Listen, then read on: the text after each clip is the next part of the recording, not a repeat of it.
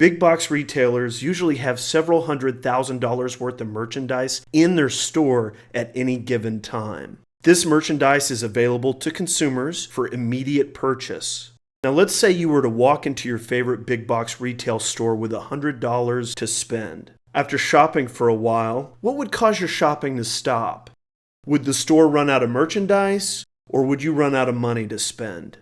Obviously, if the store has several $100,000 worth of merchandise and you have $100, you would run out of money first and cause the shopping to come to an end. Essentially, your $100 is the limiting factor on your shopping experience. In life, we deal with limiting factors all the time. In chemical reactions, there's always some aspect of the reaction that's going to cause it to stop moving forward, to stop making products. In chemistry problems, it's common that we're provided with the mass of one of the reactants, and we're